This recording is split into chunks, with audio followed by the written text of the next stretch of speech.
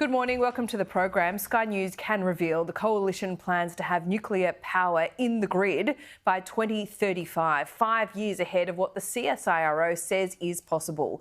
Liberal and National MPs are meeting right now to sign off on the nuclear policy that they will take to the next election. Live to Cameron Redden in Canberra. Cam, this breaking detail that's coming out of the meeting, what can you tell us?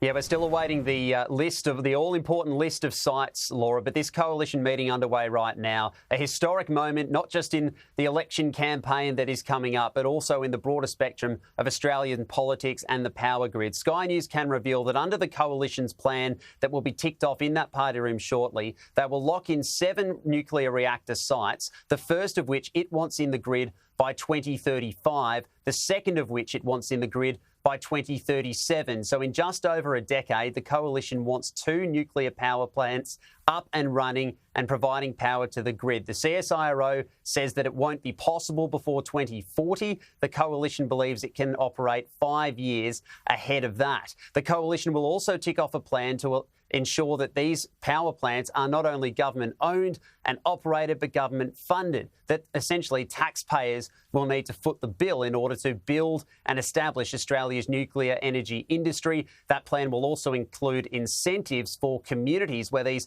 coal-fired power stations currently exist. They will be retired, transitioned to nuclear communities. There'll be incentives for locals that live in those areas, for example, around cheaper energy bills if you live within so far of a reactor. The coalition meeting underway right now. It's an all-in meeting with members of the National and Liberal parties. A little later this morning, we'll hear from Peter Dutton when he takes that nuclear power pitch public.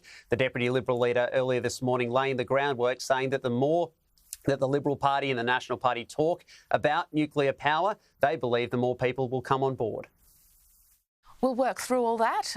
We have a sensible proposition to put to the Australian people. And I know that when we talk about nuclear, people are starting to tune in.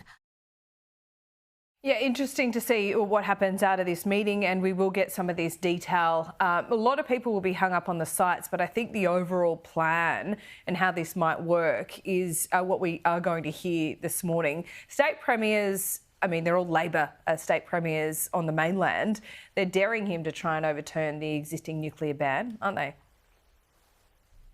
Yeah, they are, and one of them might soon not be a Labor Premier in Queensland. David Crisafulli, Laura, also saying that he would not support overturning the ban on nuclear power if he is to win the election in October. We can show you where the Premiers stand at the moment, and it's pretty much a blanket no right across the board. David Crisafulli and Stephen Miles both saying no in Queensland.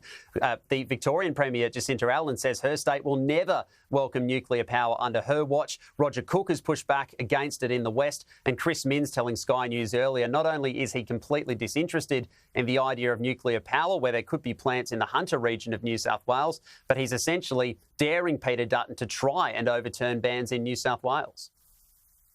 We're not supporting nuclear power. I think our state laws are pretty clear when it comes to planning, but whether there's some overriding constitutional question that he can pursue, I think that's a matter for him. I mean, he's the one who's proposing the policy, but look, our ban stays in place. We're not repealing it. So we're not budging, essentially, is the message from the New South Wales Premier, Laura. That meeting between coalition MPs is still underway. The details still being briefed out to the broader party room. We'll hear from the opposition leader, Peter Dutton, a little later this hour when he takes that pitch to the nation. But to confirm the details we have so far, the coalition believes it can operate faster than the CSIRO says. The first nuclear plant it wants in the grid by 2035.